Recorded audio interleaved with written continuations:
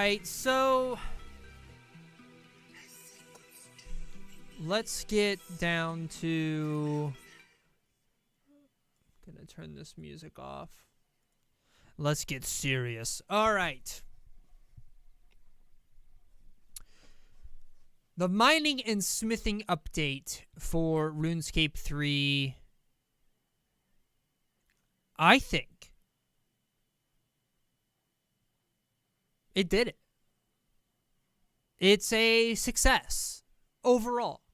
It's probably one of the best updates that they have ever done.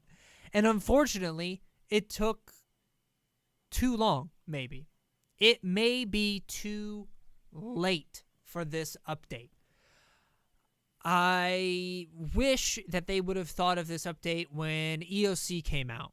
And I mentioned that in my previous video, but, you know, what are you going to do? But it's here now.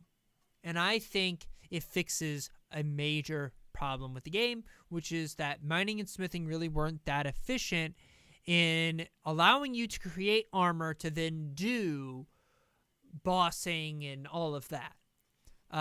So this now allows you to use the mining and smithing skill.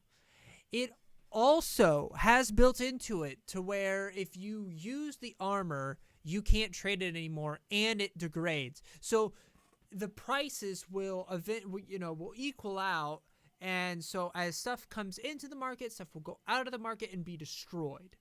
And that is nice to have that in there, because so many times, you know, armor just keeps on getting introduced, and you know, but it never leaves the game unless someone dies or, you know, in a weird way or whatever.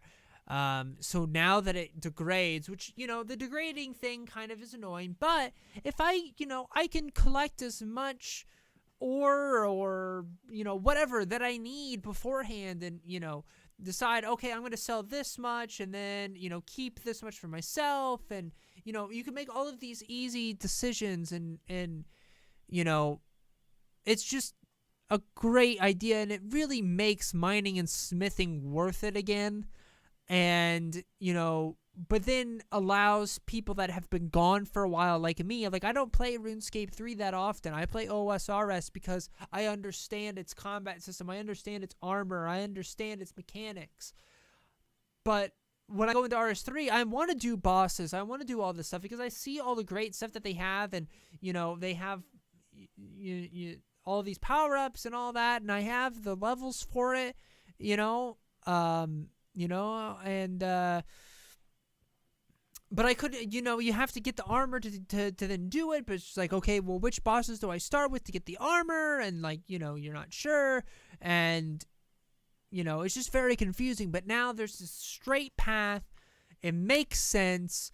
You know, so, but hopefully, I think that the bosses then drop things that augment or whatever. So I'm not sure how exactly that works, because, you know, whatever they did drop, perhaps this update kind of negates it a little bit, but I'm not sure, because there has to be that balance. But I think it'd be nice if, you know, the bosses drop a material that you can augment the armor that you already have using smithing, and then you can augment again with invention, or, you know, however, you know, again, I'm not sure how it all works, but I really do think that they executed this update very, very well. And like I said, if this update didn't go over as well as it did, it could have spelled the final nail in the coffin for Jagex, for RuneScape 3. Because, I mean, when you've been working on an update for this long and saying it's coming and saying it's coming and saying it's coming, and, you know, you've had to rework it and you had to do this, you had to do that, this came up, that came up, I don't know, beep, beep, beep, boop, bah. You know, and then you see OSRS with such a small team with it coming out with all these great updates, you know, Zulrah, Raids 1, Raids 2, the Cabos Lowlands. Now they're getting Epiphytus as well, or whatever how you pronounce it. You know, it really makes you think, like, what is the main team at Jagex doing? Like, are they drunk all the time, or like, you know, whatever. But with this, you finally see some competence. You finally, you know, it kind of renews the faith in that team. And it makes me want to come back, and makes me want to, you know, perhaps level again and all of that. But we'll see. We'll see how it goes. We'll see how they follow this up. I wish it wasn't as much microtransaction-y as it is, but, you know, they gotta do it, I guess. I don't know. I really don't think that they do, but you know, they have their reasons. But at least OSRS doesn't have the microtransactions, and if I need to deal with them in this game to shield OSRS from the microtransactions, so be it. I will accept that. But yeah, I think overall the update works. So I'm very proud. I'm very happy. You know, congratulations on a good update, guys. You did it. I got excited from the beta, and I'm glad you didn't let me down. And, you know, let's hope that you can keep up this quality of updates with everything else, and maybe apply the philosophy that you did to this update to everything else that you release. But we'll But we'll see. You know, we'll see if we get jam flexed. But anyway, thank you for watching this video. If you haven't already, go check out my other video on the mining and smithing update. Check out my tutorial review for RuneScape 3. There was supposed to be a part 2 to that where I take a look at the OSRS one, but that got corrupted, so I don't know what'll happen with that.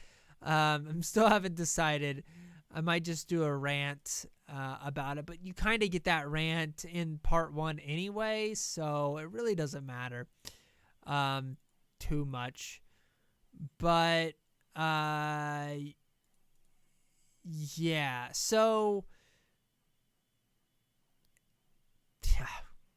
thanks for watching. Be sure to subscribe to me, Lestrade Games on YouTube, Lestrade Games on Twitch, Lestrade Games on Facebook, Lestrade Games on Twitter.